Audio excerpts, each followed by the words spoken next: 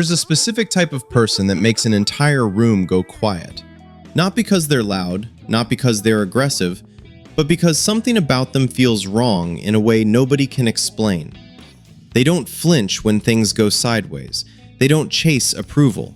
They sit in silence like it costs them nothing, and that silence makes everyone around them deeply uncomfortable. Most people think mental strength is about discipline hacks or waking up at 5 a.m. It's not. Neuroscience and ancient philosophy agree on something most self-help will never tell you. The strongest human minds aren't built through motivation. They're built through repeated, voluntary exposure to suffering. And what comes out the other side is a psychology that ordinary people genuinely cannot predict or control. Today I'm going to break down exactly how that mind is constructed. Not with bro science, not with motivational platitudes, but with the actual mechanisms that reshape your nervous system, your identity, and the way people perceive you. And by the end, you'll understand a paradox that changes everything. So stay with me on that. But first, there's a reason emotionally calm people are perceived as threatening, and it has nothing to do with intimidation. It's a neurological response hardwired into every human brain. I'll explain exactly what's happening in the observer's amygdala in a few minutes, because it explains why true mental strength is, in a very literal sense, unsettling to be around. Let's start with the foundation, your relationship with discomfort. There's a region in your brain called the Anterior Cingulate Cortex, the ACC. It's essentially your brain's conflict detector. Every time you experience pain, uncertainty, or social rejection, the ACC fires. And here's what most people don't know. The ACC doesn't distinguish between physical pain and psychological pain. Getting punched and getting publicly humiliated activate the same neural circuitry. Now, in untrained individuals, the ACC fires and the brain immediately initiates avoidance behavior. You pull your hand from the flame. You stop speaking up in meetings. You avoid the hard conversation. This is the default setting. But research from the University of Wisconsin on long-term meditators found something remarkable. People who had deliberately and repeatedly exposed themselves to discomfort, cold exposure, fasting, sustained attention training, showed a reduced ACC response over time. Their brains literally learned to register discomfort without triggering the panic cascade. This is not metaphorical. This is measurable, structural adaptation. Cold showers, heavy lifting past the point you want to quit, holding eye contact when every instinct says look away, sitting in silence when your brain is screaming to fill it. These aren't motivation tricks. They are progressive overload for the nervous system. The gap between I want to stop and I actually stop is where your entire mental architecture is remodeled. The Stoics understood this 23 centuries before neuroscience caught up. Seneca practiced Premeditatio Malorum, the deliberate visualization of worst-case scenarios, not because he was pessimistic, but because a mind that has already rehearsed catastrophe doesn't collapse when it arrives. Modern exposure therapy works on exactly the same principle. Every time you voluntarily choose discomfort and survive it, your brain recalibrates what counts as a threat. Over months and years of this, ordinary setbacks, a lost deal, a rejection, a failure, stop registering as emergencies. They become logistics. And that shift is what people feel when they're around you. Now, I mentioned that there's a neurological reason why calm people are perceived as threats. Here's where it gets interesting, and it connects to something called prediction error, a concept from computational neuroscience that explains why the most dangerous person in any room is the one nobody can read. We'll get there. But first, we need to talk about the second pillar, because discomfort tolerance without this next element just makes you a stubborn person, not a formidable one. The philosopher Aristotle made a distinction that modern psychology has confirmed.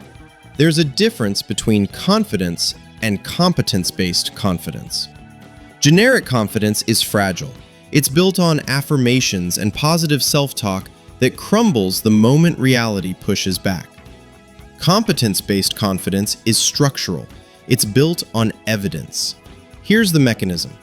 Every time you set a micro-commitment and follow through, you said you'd train today and you trained.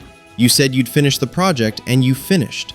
Your brain updates something psychologists call your self-concept.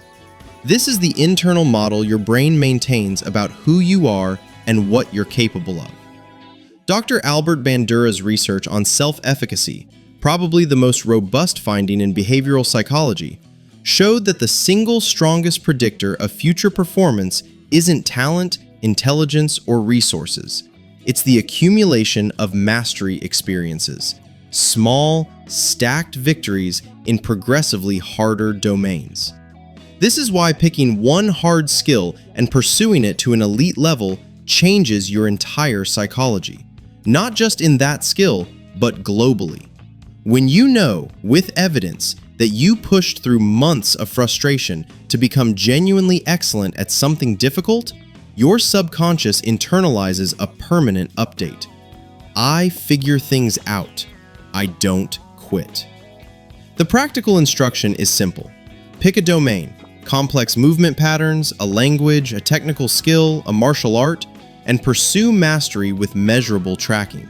Not casual interest, obsessive, documented progress. The kind where you can look at data from 6 months ago and see undeniable improvement. This is what separates quiet confidence from performance. A person who has mastered something hard doesn't need to announce it. Their body language changes. They stop fidgeting. They stop over-explaining. They stop seeking reassurance, because the evidence is already in. Nietzsche called this the pathos of distance, the natural separation that forms between someone who has done the work and someone who hasn't. It's not arrogance. It's simply that your internal reference point has shifted, and you no longer need external validation to feel certain. Now let's get to the neuroscience of why all of this becomes unsettling to other people. Your brain runs on prediction. Every social interaction you have, your prefrontal cortex is running a continuous simulation. If I say this, they'll react like that. If I push here, they'll fold there. This is called predictive processing, and it's one of the dominant frameworks in modern neuroscience. When someone behaves exactly as expected, they get angry when provoked, they seek approval when challenged, they fill silence with nervous chatter, your brain gets a prediction match: comfortable, manageable, controllable. But when someone doesn't react the way your model predicts, when they stay calm under attack, when they don't chase validation, when they sit in silence and seem completely fine with it, your brain generates what's called a prediction error. And prediction errors trigger the amygdala, the threat detection center. This is not a metaphor. When you cannot predict someone's behavior, your brain flags them as a potential threat, not because they're dangerous, but because they're unreadable. And an unreadable person cannot be manipulated, which makes them the most powerful presence in any social hierarchy. This is why the combination of discomfort tolerance, competence, and emotional non-reactivity creates what people describe as an intense or different presence. You haven't become aggressive, you've become unpredictable by the standards of normal human behavior, and human brains are hardwired to be disturbed by that. The practice behind this is what the Stoics called apatheia, often mistranslated as apathy, but actually meaning the absence of destructive emotional reactivity. It's not numbness, it's a deep internal stability that doesn't get hijacked by external stimuli. Marcus Aurelius wrote, "You have power over your mind, not outside events. Realize this, and you will find strength."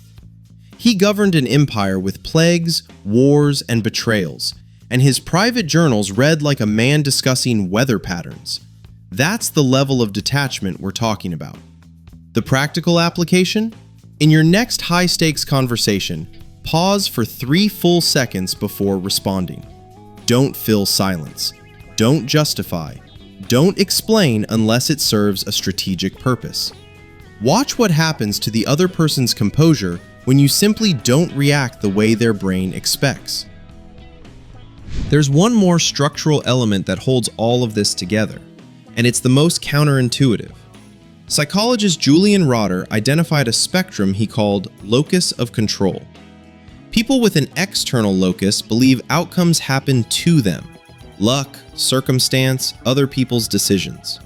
People with an internal locus believe outcomes happen because of them: their actions, their preparation, their choices. Decades of research confirm that an internal locus of control correlates with lower anxiety, higher achievement, better stress resilience, and, critically, greater perceived social dominance. When someone takes absolute ownership of their results, including their failures, they project a kind of self-containment that others instinctively defer to. The trap most people fall into is the opposite: outsourced self-worth. If your confidence depends on likes, compliments, promotions, or being right in an argument, you are handing your psychological stability to whoever controls those inputs.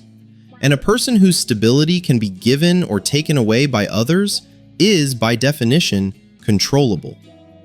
Viktor Frankl survived Auschwitz and concluded that the last human freedom, the one that can never be taken, is the ability to choose your response to any situation. He wrote that those who survived the camps were not the physically strongest, but the ones who maintained an internal framework of meaning. The practical version? Do excellent work and tell no one. Hit a personal best and post nothing. Solve a problem and let someone else take credit. Each time you do this, you are training your brain to source its validation internally. And a person who doesn't need your approval is a person you cannot control. Now, here's the paradox I promised you at the beginning, and it's the thing that separates everything I've just described from a performative Sigma male act. If you do any of this to scare people, you will fail. You'll come off as a poser because you're still optimizing for an external reaction, which means your validation is still outsourced. The unsettling presence I've described only emerges as a byproduct. It happens when you've done the inner work so consistently that your calm isn't a technique, it's your actual operating system. You become formidable only when you become genuinely indifferent to whether anyone notices. That's the real mechanism. Not aggression, not performance, just a mind that has been rebuilt through voluntary discomfort, stacked competence, emotional sovereignty, and radical self-ownership, to the point where external chaos simply doesn't land the same way. Seneca, Aurelius, Frankl, Bandura, modern neuroscience, they all converge on the same conclusion. Strength is not the absence of fear.